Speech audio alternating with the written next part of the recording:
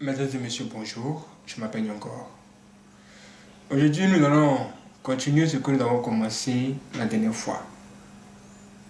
Je vous ai dit que il faut qu'on se prépare pour la nouvelle année.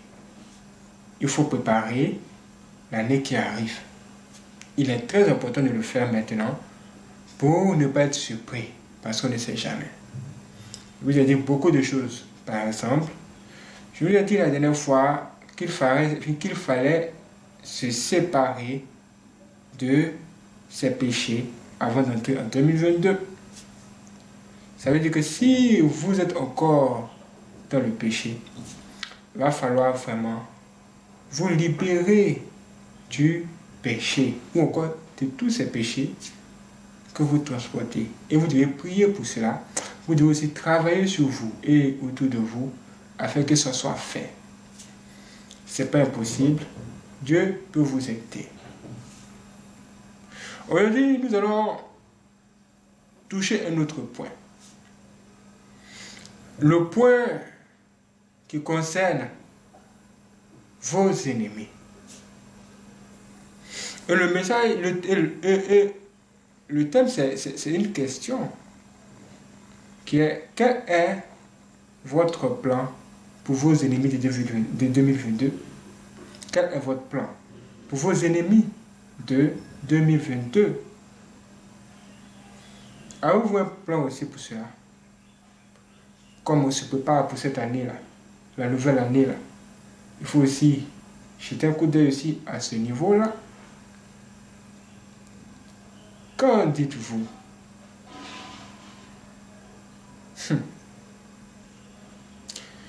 Si on vient vous dire, écoutez, luttez et abandonnez le péché, sortez du péché, vous pouvez vraiment tout faire, même prier, Dieu va vous aider et vous allez réussir.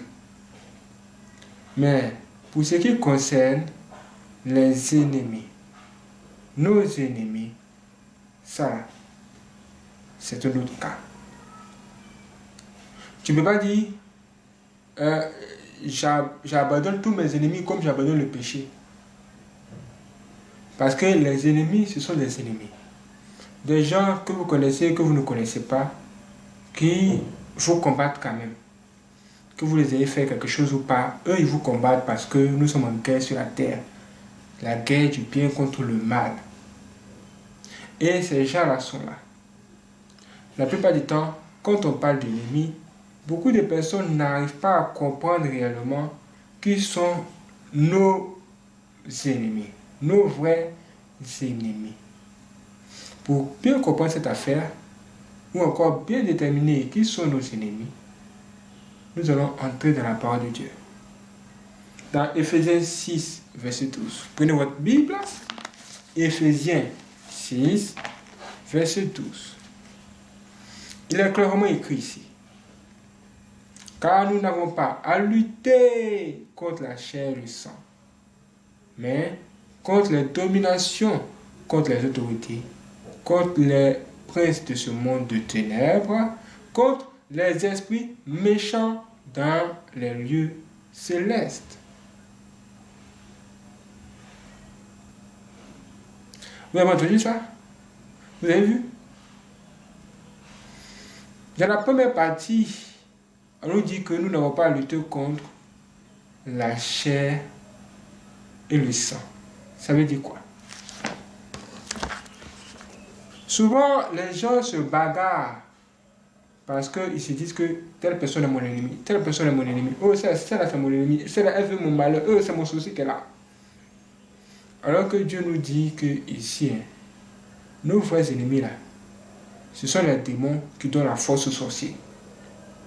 C'est-à-dire, ce sont les démons qui donnent la force aux humains sorciers que vous voyez. En général, les gens combattent les êtres humains qui ont la chair et le sang comme eux. Mais ici, Dieu nous dit que vous devez voir plus loin que ça. Parce que ce n'est pas seulement ces gens-là. Le combat est plus fort. C'est plus haut. C'est plus haut. C'est comme tu arrives dans une entreprise. Le boulot se trouve en haut. Toi, tu es en bas ici en train de lutter avec les gens qui sont bas. Quel chat. Nous, si tu as un ennemi qui est par exemple un collègue de travail qui te fatigue ou qui veut te mettre des bâtons, ou en fait qui te met des bâtons dans les roues, si celui-là même qui te met des bâtons dans les roues, tu le vois comme ton ennemi, vraiment, si tu pries même pour que cette personne-là soit anéantie de l'entreprise et que tu puisses respirer, vraiment, ta prière, vraiment, même si c'est thèse aussi, hein, il faut beaucoup prier encore parce que tu n'as pas encore fini le job. Parce que les plus grands, là, ce sont les esprits qui possèdent ton collègue là, dans les mauvaises choses.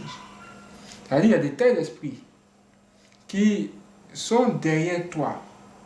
Des esprits mauvais, on dit ici des esprits méchants, qui sont derrière toi, qui te combattent, mais en utilisant une personne. Une personne ici ou bien une autre personne là-bas, après ça change. Ils peuvent changer. Vous voyez, non? Et ces gens-là, ces esprits-là, ils comptent vous suivre jusqu'en 2022.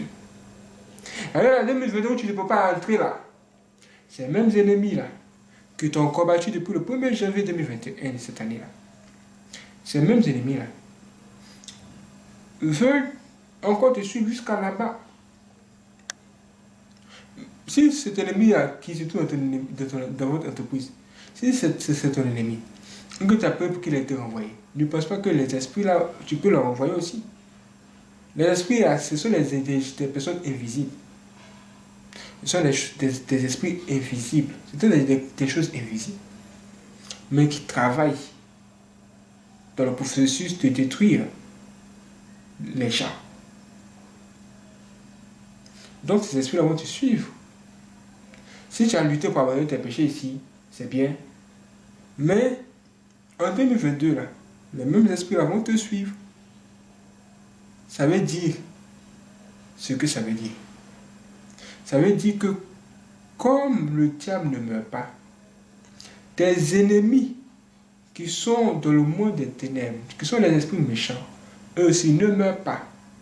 Ils vont juste mourir le dernier jour quand Dieu aura décidé. Sinon, hein, allez là. Il ne meurt pas. Un esprit ne peut pas mourir. Il ne dort même pas. Tout est éveillé comme toi. Ça veut dire que tu vas, ces esprits-là vont te suivre jusqu'à là-bas en 2022. Et c'est là que j'ai dit, mais il faut que je vous pose cette question. Quel est votre plan pour vos ennemis de 2022? C'est-à-dire, autrement dit, comment vous allez les gérer? Ou encore, quel est votre plan? Pour être plus clair, quel est votre plan contre les esprits mauvais qui vous attendent en 2022? Quel est votre plan? Qu'est-ce que vous allez avoir comme plan pour renverser les plans des mauvais esprits qui vous attendent en 2022? Eux ne sont que là pour détruire. Et ils sont en tas. Ils sont chauds. Vous ne pouvez pas les tuer. Vous pouvez juste les chasser. Vous leur dites, non, je ne suis pas. Il va partir. Il va aller se cacher quelque part là-bas. Après, il va encore revenir pour voir s'il peut entrer. Ça veut dire que nous sommes en guerre. Tant que vous êtes en vie, vous êtes en guerre. Vous devez considérer ce fait-là, que vos ennemis, qui sont les esprits d'abord, là, eux, ces esprits méchants ne meurent pas. Donc, il va falloir trouver une stratégie très forte et très puissante pour pouvoir les neutraliser. Il va donc falloir trouver des stratégies pour pouvoir les neutraliser, afin qu'ils ne puissent pas détruire vos plans de la nouvelle année, afin qu'ils ne puissent pas détruire votre plan de 2022. Quand on parle de stratégie pour les neutraliser, il s'agit de les dominer. Ces mauvais esprits-là qui travaillent là, vous devez trouver tous les moyens pour prier fort afin que Dieu puisse vous donner la force de tous les dominer. Ça sera comme si leur présence sera égale à leur absence. Parce qu'ils seront là à vous combattre, mais ils ne pourront rien vous faire. Comme on dit que 1000 s'élèvent à ma gauche et que 2000 s'élèvent à toi, je ne serai jamais atteint. Ça veut dire quoi? Des gens vont tous se lever contre vous, à gauche ou à droite. Mais qui ne réussissent pas à vous faire tomber, qui ne réussissent pas à vous faire tomber haut. C'est de ça qu'il s'agit. Je vais aller loin d'affaires là. Nous avons jusque 10 minutes ici pour vous parler. C'est pourquoi je vais remettre la suite à lundi prochain, ou la prochaine fois que vous me verrez ici, où je vais vous dire comment faire pour pouvoir dominer tous ces mauvais esprits-là, tous ces ennemis-là, chaque jour, afin que 2022 soit vraiment une année nouvelle, une année excellente, une année hors du commun. Vraiment, moi seul, je ne pourrais pas. Je demande à Dieu de m'aider. Vous aussi, priez pour moi, priez pour nous, et que Dieu puisse nous donner la force de le faire. Que la grâce de Dieu soit avec nous, et que sa paix nous accompagne.